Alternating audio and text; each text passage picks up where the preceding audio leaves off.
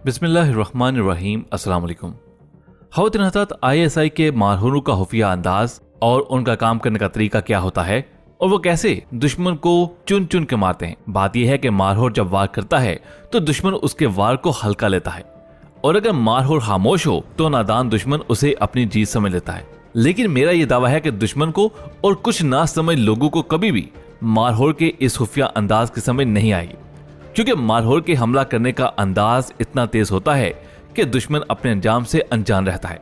नहीं यकीन तो रूस को देख लो। यानी मारहूर ने अपने अंदाज में चाल चली तो रूस को एहसास तक न हुआ, और जब उसका वजूद खतरे में पड़ा तो फिर अपने टुकड़े होते देखकर ऐसी चुप साध ली कि फिर आज तक पाकिस्तान के मद्दे मुकाबल होने की हिम्मत नहीं रही। मुकम्मल चुप का रोजा रख लिया, और आखिर क्यों ना रखे। ISI का हमला हुआ हो और फिर बंदा कुछ कहने और दिखाने के काबिल नहीं रहता।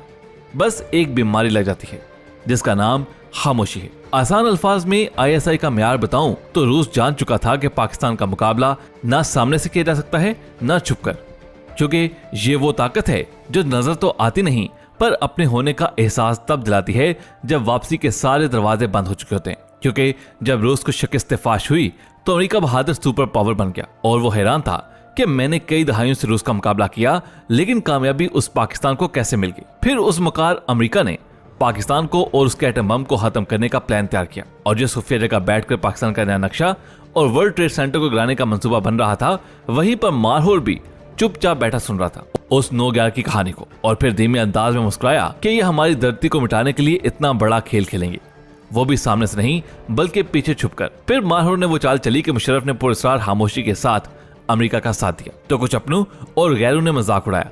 लेकिन मारहूर खुफिया अंदाज और चाल में काफी महारत रखते हैं, और फिर दुश्मन को मारहूर की चाल का अंदाजा उस वक्त होने लगा जब 19 साल गुजर गए। नतीजा अरबों खरबों डॉलर्स बर्बाद हो गए। हजारों फौजों के ताबूत अमेरिका और यूरोप रवाना हुए। आखिर में नेटो और इत्तेहाद की फौजें भी भाग गईं, और पाकिस्तान के तरले मिनते कि हमें तालिबान से बचाओ, हमारे फौजी जो बच गए हैं उनको जिंदा सलामत वापस जाने दिया जाए। लेकिन पाकिस्तान आज भी अल्हम्दुलिल्लाह कायम व दायम है, और जिस पाकिस्तान और उसके एटम बम को खत्म करने के लिए इत्तेहादी नेटो फोर्सेस और सुपर पावर अमेरिकी फौजें और उनकी 3 दर्जन खुफिया एजेंसीज आई, आज वही अकेला पाकिस्तान और उसका एटम बम पहले से ज्यादा मजबूत और ताकतवर चीज बन चुका है। ख़वातीन हज़रात, बात यहीं पर खत्म नहीं होती, अभी इश्क के इम्तिहान और भी हैं। भारतीय सरकार जानती है कि जब दुनियावी पावर रूस आया और पाकिस्तान के गर्म पानियों तक रसाई हासिल करने के लिए अफगानिस्तान पर हमलावर हुआ, तब भारत ने उसका साथ दिया।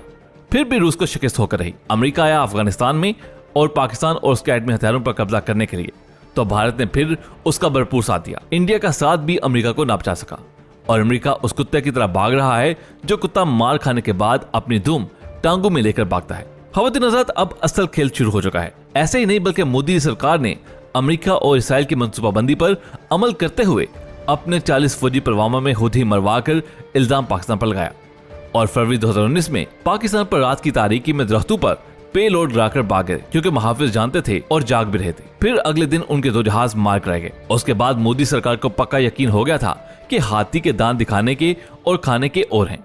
यानी रूस और अमेरिका की शिकस्त देखकर उसे पाकिस्तान की ताकत का अंदाजा हो गया था। फिर पाकिस्तान की एयर स्ट्राइक के बाद इंडिया और इसराइल के हाथ पांव फूल गए। कश्मीर का स्टेटस बदलना और जो चाल कश्मीर पर मोसाद और राह की मुकार लुमड़े ने मिलकर खेली है, उस पर एक बार फिर से मारहूर धीमे अंदाज में मुस्कुराया है।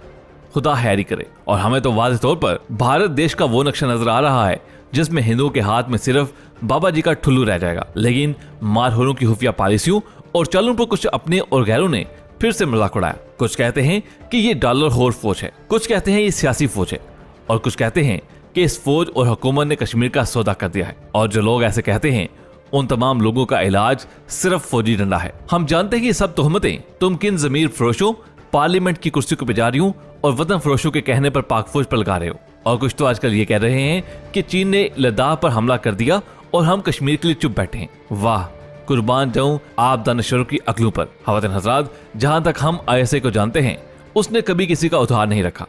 नहीं यकीन तो पूछ लेना रूस से और अमेरिका से, जिसने ISI की ताकतवर पॉलिसियों को जान लिया है और अपने अपने मुंह पर ताला लगा लिया है। तो फिर ये भारत क्या पिद्दी का शोरबा। लिख के रखो कि मारहूर जब अपनी खुफिया चाल चलता है तो सामने वाले को डबल आना पड़ता है। मारहूर जिंदगी और मौत की बाजी सिर्फ पाकिस्तान के लिए ब्लाइंड खेलता है, जिसकी बदौलत दुश्मन आज अपने हाथ खो बैठा है। भारतीयों, मेहंदी लगा कर रखना, मारहोर बारात लेकर आ रहा है। यहाँ पर अगर हम बात करें पाकिस्तान आर्मी की, तो मैं समझता हूँ कि पाक फौज कितनी अजीब फौज है, क्योंकि इनकी गाड़ियां टाइम पर स्टार्ट हो जाती हैं, पेट्रोल खत्म नहीं होता, बंदूकें हर वक्त रेडी रहती हैं, क्रेनें हर वक्त कारआमद होती हैं, दिन हो रात हो, ईद हो, तूफान हो, बारिश हो, सर्दी हो या गर्मी, गर्ज कुछ भी हो रहा हो, जी रहे हो या मर रहे हो, जब भी पुकारो उधर हाजिर हो जाते हैं। कभी नहीं का लफ्ज उनके मुंह से नहीं निकला, कभी कोई शिकायत नहीं की, कभी ये नहीं कहा कि हमें रिटर्न ऑर्डर नहीं मिले, किसी ने बताया नहीं, चीफ साहब सो रहे हैं, कोर कमांडर सैक ले गए हैं, वापस आएंगे तो फैसला होगा, पहले बारिश से निपटने के लिए जरूरी सामान दो, तब काम शुरू होगा। हवत नजर कोई हेला बहाना नहीं, जल्जा हो तो सारा सामान मौजूद, आग लग जाए तो सारा सामान मौजूद और फंड्स वगैरह दस्तयाब, सैलाब आ जाए तो सारा सामान और फंड्स मौजूद, कभी कोई शिकायत नहीं की, हर घड़ी तैयार कामरान हैं हम, पाक फौज के जवान हैं हम। और सबसे अजीब और हैरानकुन बात यह है कि ये सारे काम वार जोन में करना पड़ते हैं, बंदूकें और असला साथ रखना पड़ता है, बुलेट प्रूफ जैकेट्स पहनकर रेस्क्यू का काम करना पड़ता है कि कहीं कोई हमवतन करीब आकर फट ही ना जाए। बैक वक्त जंग भी और मदद भी, रेस्क्यू भी। ऐसी फौज ना कहीं सुनी, ना पढ़ी, ना देखी। याद रखिए कि फौजें अमन की जामन होती हैं। सोमालिया देखिए, इराक देखिए, शाम देखिए, बर्मा देखिए, यमन देखिए, अफगानिस्तान देखिए। याद रखिए कि ये फौज नहीं, ये अल्लाह की नेमत है, ये अल्लाह का एहसान है। बाकी मुल्क के इदारे देखो, पता भी है हर साल सैलाब आता है, फिर भी कोई तैयारी नहीं होती। जब सैलाब का पानी हर जगह घुस जाता है तो या फिर अल्लाह की मदद या फिर फौज की मदद। पता जो है कि फौज ने आ ही जाना है। खवातीन हज़रात मानते हैं कि फौज मुल्क के लिए है, लेकिन इन कामों के लिए नहीं जो तुम उससे लेते हो। क्या फौज का यही काम रह गया है कि रोड तामीर करे, ज़ल्ज़ला आए तभी मदद करे, सैलाब आए तो हमें महफूज पनागाहें मुहैया करे, इलेक्शन हो तो फौज हो? गर्ज कौन सा काम है जिसमें फौज नहीं? हैरत अंगेज बात यह है कि हमारे यहाँ सब कुछ फौज करे, फिर लोग कहते हैं कि अरे भाई करेगी ना, तनहाई किस काम की लेती है। दूसरे मुल्कों की फौजें देखें, क्या वो भी यही काम कर रही है? जिन लोगों को पाक फौज की तनहाओं पर मुसलसल तकलीफ रहती है, उनके लिए हम एक हल्का फुल्का मुआवजा दे देते हैं कि दुनिया के चंद अहम ममालिक अपने एक फौजी पर कितना खर्चा करते हैं। सबसे पहले अगर हम बात करें अमेरिका की, तो अमेरिका $4,09,596 एक फौजी पर खर्च करता है।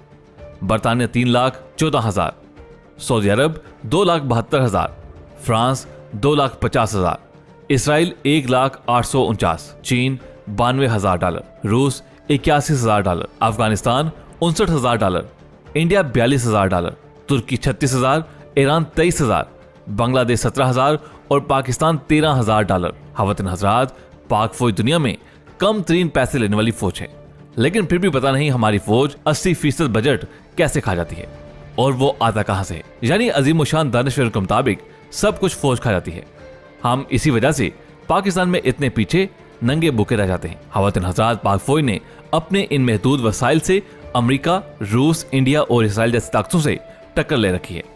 टैंक और ड्रोन तैयारे बनाने में कामयाब रही, दुनिया की सबसे बड़ी प्रॉक्सी जंग भी लड़ रही है। लेकिन जब इन बदबख्तों से कहा जाए कि पाक फौज का जवान शहीद हुआ है, तो नहायत बेरहमी से जवाब देते हैं कि तनहा किस बात की ले रहे हैं। खवातीन हज़रात, कुछ दिन कबल एक फेसबुक की बाई साहब से मेरी इस बारे बात हुई, कह लीजिए थोड़ी तल्ख कलामी हो गई। उन्होंने मुझे कहा कि भाई आप हर वक्त पाकिस्तान पाकिस्तान और पाक फौज करते रहते हैं, ये फौजी कोई अनोखा काम नहीं करते, अगर कर भी लेते तो उसकी कीमत भी तो चुकाते हैं, यानी तनहा लेते हैं। मैंने कहा जी हाँ बिल्कुल, मैं आपकी बात से मुत्फिक हूं। मैंने उनसे सिर्फ एक सवाल किया कि आप मुझे अपने दिल पर हाथ रखकर जवाब दें कि आप इन फौजियों की जगह सिर्फ एक रात बॉर्डर पर गुजार कर मुझे दिखा दें, मैं आपकी बात मान लूंगा कि फौजी तनहाई लेते हैं। वैसे मैंने इनकार नहीं किया। अरे सस्ती शोहरत वालों, तुम लोग भी काम करते हो, तनहा लेते हो, शाम में घर आ जाते हो, बीवी बच्चों के साथ वक्त गुजारते हो, सुख सुकून के साथ बैठते हो। हमारे तुम्हारे जैसा सुकून उनको कहाँ मैसर। खवातीन हज़रात, अल्लाह ने हमें दुनिया की बेहतरीन फौज अता की है, उसकी कदर जाने, उसकी इज्जत करें। हमारी फौज दुनिया की नंबर 1 और अजीम फौज है। हमारी फौज और ISI बज़ाहिर पाकिस्तान की फौज और इंटेलिजेंस एजेंसी है, लेकिन दर हकीकत रसूलुल्लाह सल्लल्लाहु अलैहि वसल्लम के जानसार हैं, और उनकी मदद मेरे अल्लाह सुब्हान व तआला करते हैं, और मेरे खून का एक एक कतरा उनका कर्जदार है। बेशक खवातीन हज़रात, वीडियो पसंद आने की सूरत में इसे लाइक करते हुए फेसबुक और व्हाट्सएप पर जरूर शेयर कीजिएगा। आपसे मुलाकात होगी अगली वीडियो में, तब तक अपना बहुत सा ख्याल रखिएगा, और कमेंट्स में पाकिस्तान आर्मी जिंदाबाद, ISI के गुमनाम हीरोज को सलाम का नारा लगा दीजिएगा। अल्लाह हाफिज।